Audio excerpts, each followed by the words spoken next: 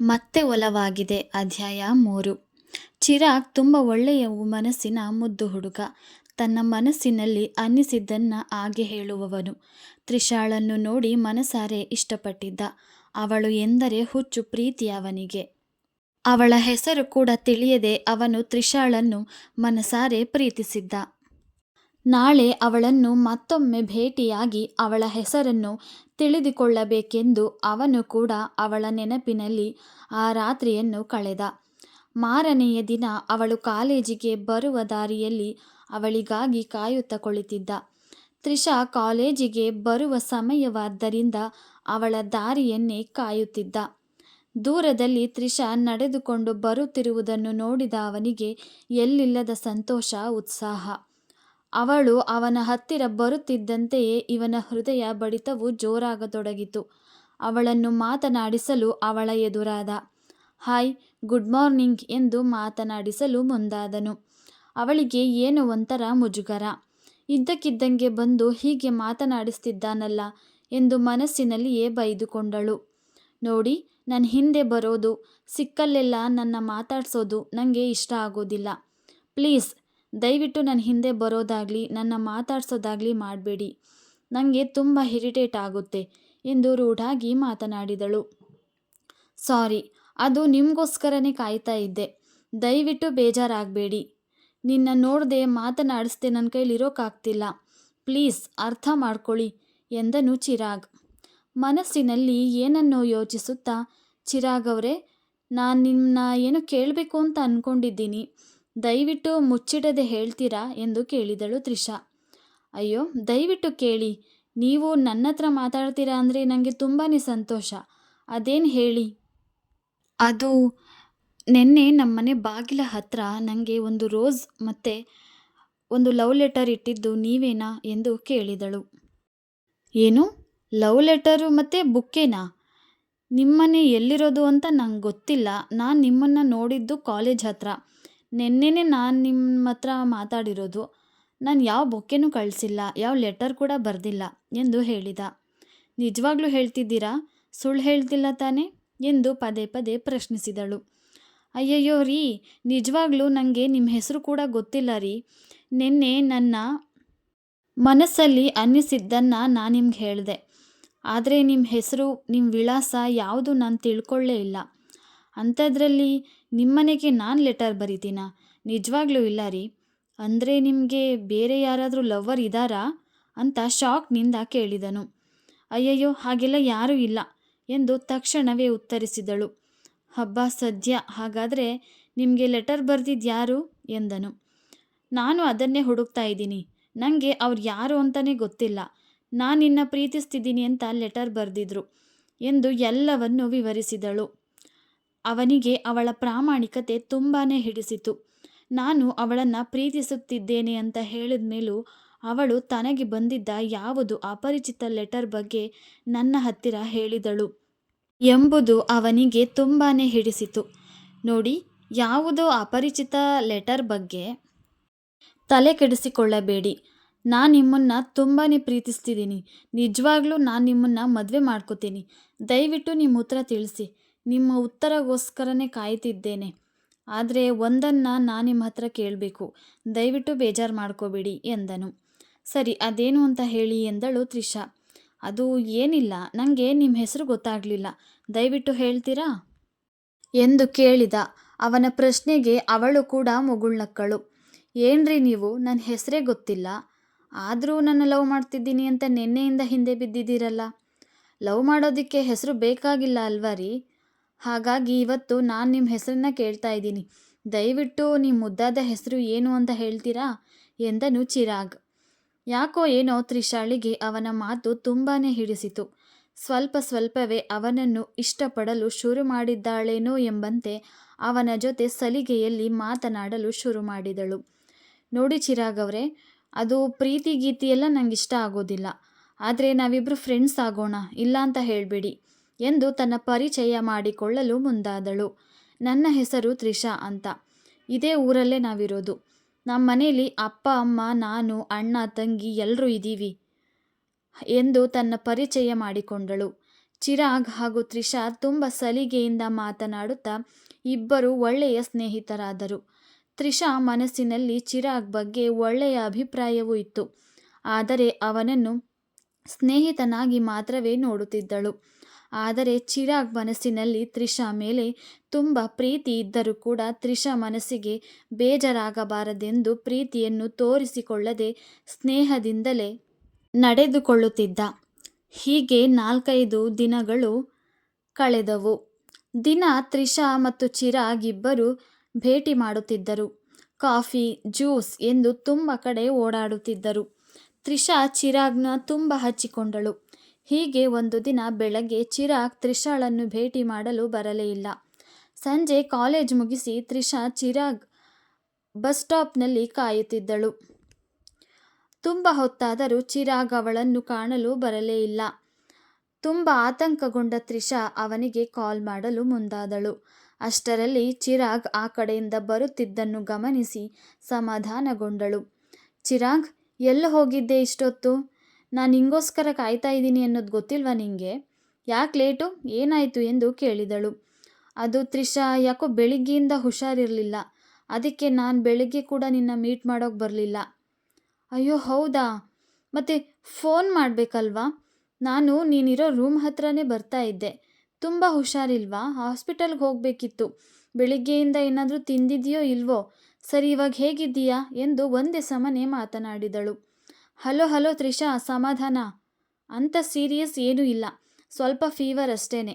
ಸ್ವಲ್ಪ ಸುಸ್ತು ಇದೆ, ಅದಕ್ಕೆ ಬೆಳಿಗ್ಗೆಯಿಂದ ಎದ್ದಿರಲಿಲ್ಲ. ನನ್ನ ಫ್ರೆಂಡ್ ತಿಂಡಿ ತಂದುಕೊಟ್ಟಿದ್ದ. ತಿಂಡಿ ತಿಂದು ಮಾತ್ರೆ ತಗೊಂಡಿದ್ದೆ. ಈಗ ಆರಾಮಾಗಿದ್ದೀನಿ ಎಂದನು. ಹೌದಾ, ಹಾಗಾದರೆ ಸರಿ.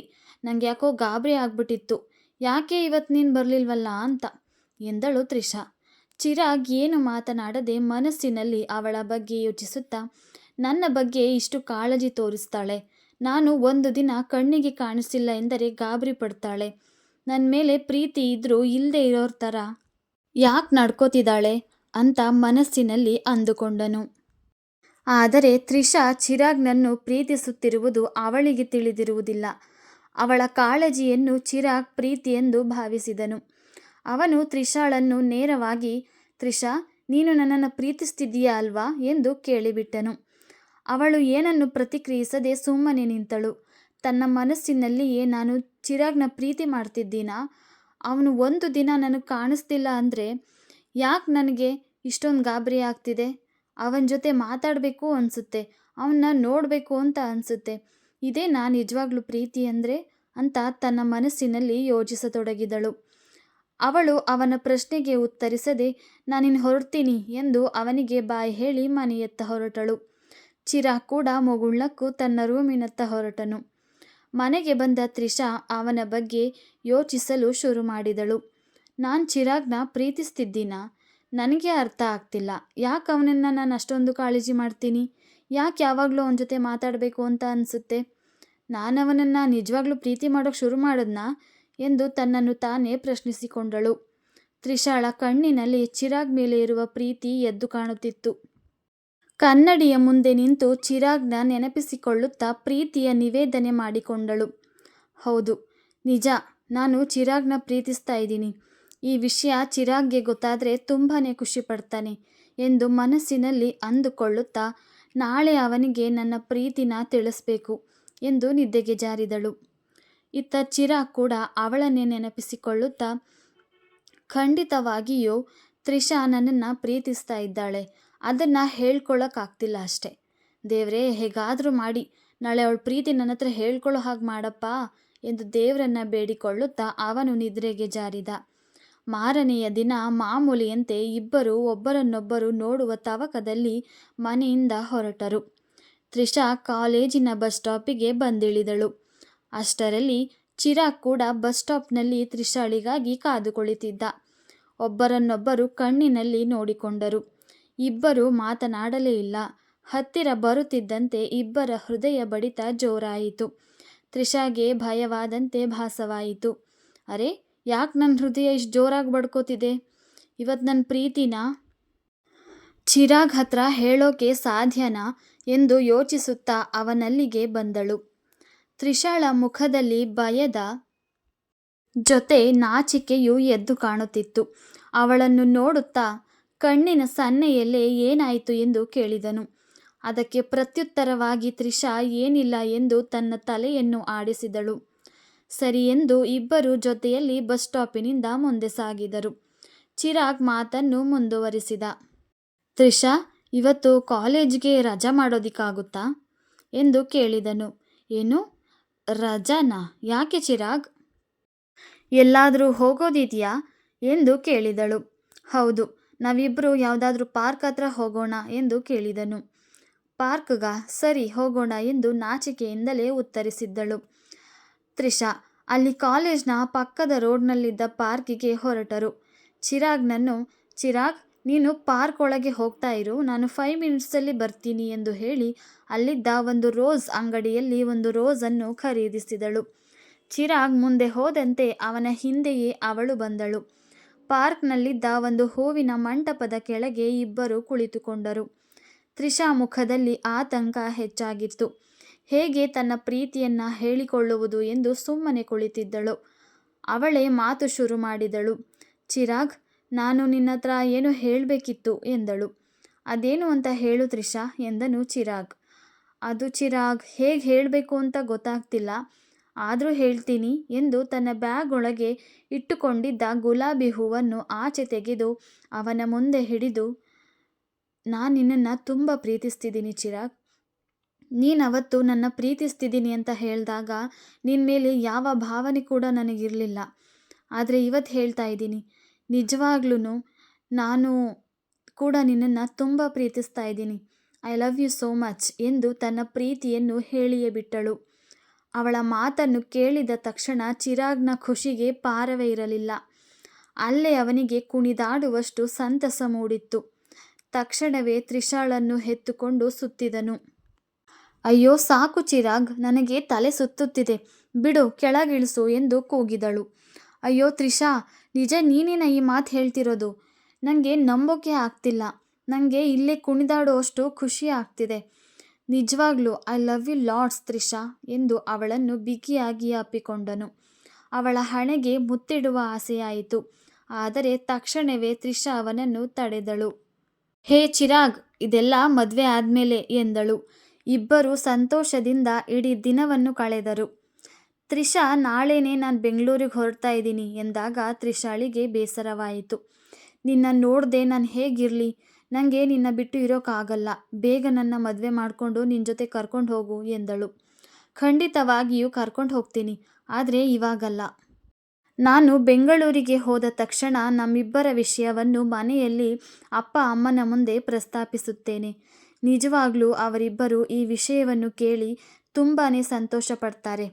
ತಕ್ಷಣವೇ ಅವರನ್ನು ನಿಮ್ಮ ಮನೆಗೆ ಕಳುಹಿಸಿ ಮದುವೆಯ ವಿಚಾರವನ್ನು ಮಾತನಾಡಲು ಹೇಳುತ್ತೇನೆ. ಆದಷ್ಟು ಬೇಗ ನಾವಿಬ್ಬರು ಮದುವೆ ಮಾಡಿಕೊಳ್ಳೋಣ ಎಂದು ಚಿರಾಗ್. ಹಾಗಾದರೆ ಸರಿ ಎಂದು ತ್ರಿಷಾ ಒಪ್ಪಿಕೊಂಡಳು. ಸರಿ ತ್ರಿಷಾ, ನಾನು ಮಾರ್ನಿಂಗ್ ಬೇಗನೆ ಹೊರಡ್ತೀನಿ, ನಾನು ನಿನಗೆ ಕಾಲ್ ಮಾಡ್ತೀನಿ ಎಂದು ಹೊರಡಲು ಮುಂದಾದನು.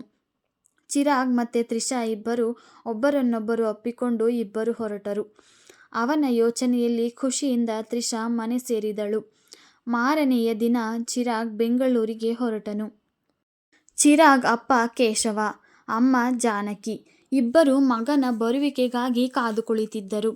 ಸೀದಾ ಮನೆಗೆ ಹೋದ ಚಿರಾಗ್ ಅಪ್ಪ ಅಮ್ಮನನ್ನು ಕಂಡು, ಅಪ್ಪ ಅಮ್ಮ ಹೇಗಿದ್ದೀರಾ ಎಂದು ಕಾಲಿಗೆ ಬಿದ್ದು ನಮಸ್ಕರಿಸಿದನು.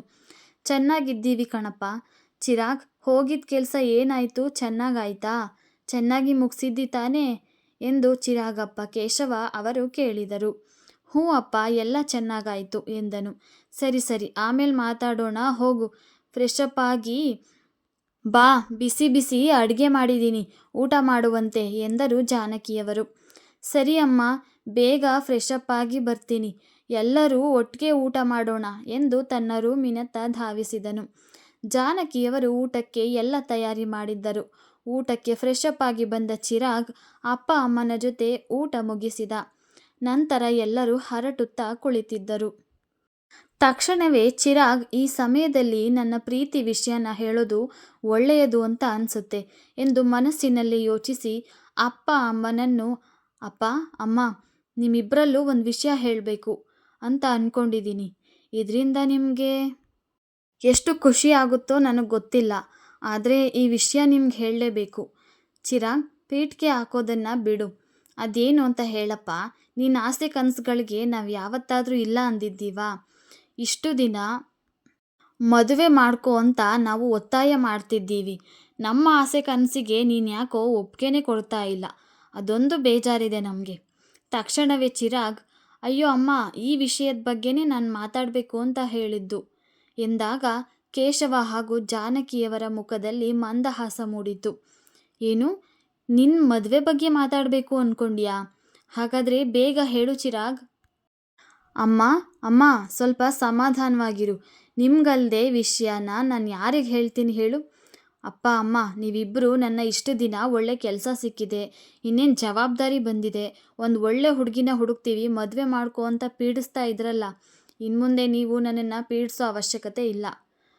ಅಮ್ಮ, ನಾನು ಮದುವೆಗೆ ಒಪ್ಪಿಗೆ ಕೊಡ್ತಾ ಇದ್ದೀನಿ ಎಂದನು. ಜಾನಕಿಯವರು ಹಾಗೂ ಕೇಶವ ಅವರಿಗೆ ಎಲ್ಲಿಲ್ಲದ ಸಂತೋಷ ಉಂಟಾಯಿತು. ನಮ್ಮ ಸೊಸೆ ಹುಡ್ಕೋದಕ್ಕೆ ಶುರು ಮಾಡೋದ ಹಾಗಾದರೆ ಎಂದು ಉತ್ಸಾಹದಿಂದ ಕೇಳಿದರು. ಅಮ್ಮ, ನೀವು ನನ್ನ ಬಗ್ಗೆ ತಪ್ಪು ತಿಳ್ಕೊಳ್ಳಲ್ಲ ಅಂದರೆ ಇನ್ನೊಂದು ವಿಷಯ ನಾನು ನಿಮ್ಗೆ ಹೇಳಬೇಕು.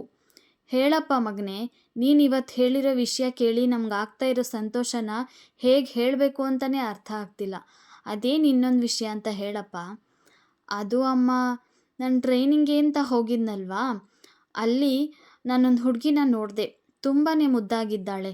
ನಾನು ಅವಳನ್ನು ತುಂಬ ಇಷ್ಟಪಡ್ತಾ ಇದ್ದೀನಿ. ಅವಳಿಗೂ ಕೂಡ ನಾನಂದರೆ ತುಂಬ ಇಷ್ಟ ಅಮ್ಮ. ನಾವಿಬ್ಬರು ಮದುವೆ ಮಾಡ್ಕೋಬೇಕು ಅಂತ ಅಂದ್ಕೊಂಡಿದ್ದೀವಿ. ಇದಕ್ಕೆ ನೀವೇನು ಹೇಳ್ತೀರಾ ಎಂದನು. ಓಹೋ, ಹುಡುಗಿನ ನೀನೇ ಹುಡ್ಕೊಂಡಿದ್ದೀಯಾ ಅನ್ನು. ಹಾಗಾದರೆ ನಮಗೆ ಹುಡುಗಿನ ಹುಡ್ಕೋ ಕೆಲಸ ತಪ್ಪಿತೋ? ಚಿರಾಗ್, ಯಾರಪ್ಪ ಹುಡುಗಿ? ಅವಳ ಹೆಸರೇನು? ಅವ್ರ ಮನೆತನ ಹೇಗೆ, ಏನು ಎತ್ತ ವಿಚಾರಿಸಿದೀಯಾ ಕಂದ? ಹೌದು ಅಮ್ಮ, ಅವಳು ತುಂಬಾ ಒಳ್ಳೆ ಹುಡುಗಿ. ಇನ್ನೂ ಡಿಗ್ರಿ ಓದ್ತಾ ಇದ್ದಾಳೆ. ಅವಳ ಗುಣ ನಡತೆ ನೋಡಿನೇ ನನಗೆ ಅವಳು ತುಂಬಾ ಇಷ್ಟ ಆಗಿದ್ದು. ನಮ್ಮ ಮನೆಗೆ ಅವಳು ತಕ್ಕ ಸೊಸೆ ಆಗ್ತಾಳೆ ಅಂತ ಅನ್ನಿಸ್ತು. ಅವರ ಮನೆತನೂ ತುಂಬ ಒಳ್ಳೆಯದೇ ಅಮ್ಮ. ಅಪ್ಪ ಅಮ್ಮ ಅಣ್ಣ ತಂಗಿ ಎಲ್ಲರೂ ಇದ್ದಾರೆ ಅವಳಿಗೆ. ತುಂಬ ಒಳ್ಳೆಯ ಸಂಬಂಧ ಅಮ್ಮ ಎಂದನು. ನೀನು ಆ ಹುಡುಗಿನ ಅಷ್ಟು ಇಷ್ಟಪಡ್ತಾ ಇದ್ದೀಯಾ, ಮನೆಯವರು ತುಂಬ ಒಳ್ಳೆಯವರು ಅಂತ ಹೇಳ್ತಿದ್ದೀಯಾ ಅಂದಮೇಲೆ ಇದರಲ್ಲಿ ನಮ್ಮದೇನೂ ಇಲ್ಲಪ್ಪ. ನಿನ್ನ ಸುಖ ಸಂತೋಷ ನಮಗೆ ಬೇಕಾಗಿರೋದು. ನಿನ್ನ ಖುಷಿನೇ ನಮ್ಮ ಖುಷಿ. ಆಗಲಿ ಕಣಪ್ಪ, ಸದ್ಯದಲ್ಲೇ ಅವ್ರ ಮನೆಗೆ ಹೋಗಿ ಹುಡುಗಿ ನೋಡೋ ಶಾಸ್ತ್ರನ ಮಾಡೋಣ ಎಂದರು ಚಿರಾಗಪ್ಪ ಅಮ್ಮ. ತನ್ನ ಮದುವೆಗೆ ಅಪ್ಪ ಅಮ್ಮ ಸಮ್ಮತಿಸಿದರು ಎಂಬುದು ಚಿರಾಗ್ಗೆ ಎಲ್ಲಿಲ್ಲದ ಸಂತೋಷ ಉಂಟಾಯಿತು. ಈ ವಿಷಯವನ್ನು ತಕ್ಷಣವೇ ತ್ರಿಷಾಳಿಗೆ ತಿಳಿಸಬೇಕೆಂದು ಅವಳಿಗೆ ಫೋನ್ ಮಾಡಿದ. ತ್ರಿಷಾಳಿಗೆ ಚಿರಾಗ್ನನ್ನು ಕಳುಹಿಸಿದ ಮೇಲೆ ಮನಸ್ಸಿಗೆ ಬೇಸರವಾಗಿತ್ತು. ಕಾಲೇಜಿನಲ್ಲಿ ಒಂಟಿಯಾಗಿ ಅವನನ್ನೇ ನೆನೆಯುತ್ತಾ ಕುಳಿತಿದ್ದಳು. ಅವನ ಫೋನ್ ರಿಂಗ್ ಆದ ತಕ್ಷಣ ಅವಳಿಗೆ ಎಲ್ಲಿಲ್ಲದ ಖುಷಿ ಉಂಟಾಯಿತು. ತಕ್ಷಣವೇ ಫೋನನ್ನು ರಿಸೀವ್ ಮಾಡಿ, ಚಿರಾಗ್, ಹೇಗಿದ್ದೀಯ ಚಿರಾಗ್? ನಿನ್ನನ್ನು ನೋಡಬೇಕು ಅಂತ ಅನ್ನಿಸ್ತಿದೆ. ನನಗೆ ನಿನ್ನ ಬಿಟ್ಟಿರೋಕ್ಕಾಗ್ತಿಲ್ಲ. ಆದಷ್ಟು ಬೇಗ ನಿನ್ನ ಹತ್ರ ಕರ್ಕೊಂಡು ಹೋಗು ಎಂದ ತಕ್ಷಣ, ಸದ್ಯದಲ್ಲೇ ಆ ಕಾರ್ಯಕ್ರಮ ನಡೆಯುವುದರಲ್ಲಿದೆ ತ್ರಿಷಾ, ಆದಷ್ಟು ಬೇಗ ನೀನು ನಮ್ಮ ಮನೆಗೆ ಬರ್ತೀಯ ಎಂದನು. ಏನು ಹೇಳ್ತಿದ್ದೀಯ ಚಿರಾಗ್? ಏನು ಅರ್ಥ ಆಗ್ತಿಲ್ಲ. ಅದೇನು ಅಂತ ಬಿಡಿಸಿ ಹೇಳು. ಅಯ್ಯೋ ಪೆದ್ದಮ್ಮ, ನಿನ್ನ ವಿಷಯನ ಮನೇಲಿ ಅಪ್ಪ ಅಮ್ಮಂಗೆ ತಿಳಿಸ್ದೆ. ಅವರಿಬ್ಬರು ನಮ್ಮ ಮದುವೆಗೆ ಒಪ್ಪಿಗೆ ನೀಡಿದ್ದಾರೆ. ಸದ್ಯದಲ್ಲೇ ನಿಮ್ಮ ಮನೆಗೆ ಬಂದು ಹುಡುಗಿ ನೋಡೋ ಶಾಸ್ತ್ರ ಮಾಡ್ತೀನಿ ಅಂತ ಕೂಡ ಹೇಳಿದ್ದಾರೆ ಎಂದು ಚಿರಾಗ್ ಹೇಳಿದ ತಕ್ಷಣ ತ್ರಿಷಾಳಿಗೆ ತುಂಬಾ ಸಂತೋಷವಾಯಿತು. ಹಾಗೆ ಮಾತಾಡುತ್ತಾ ಹರಟುತ್ತಾ ತುಂಬ ಹೊತ್ತು ಫೋನಿನಲ್ಲಿ ಮಾತನಾಡಿದರು. ನಂತರ ಅದೇ ಖುಷಿಯಲ್ಲಿ ತ್ರಿಷಾ ಮನೆಗೆ ತೆರಳಿದಳು. ಚಿರಾಗ್ ಕೂಡ ತನ್ನ ಮದುವೆಯ ಸಂಭ್ರಮವನ್ನು ನೆನೆಯುತ್ತಾ ವಿಶ್ರಾಂತಿ ಪಡೆದನು. ಸಂಚಿಕೆ ಮುಂದುವರಿಯುತ್ತದೆ. ನಿರೀಕ್ಷಿಸಿ. ಧನ್ಯವಾದಗಳು.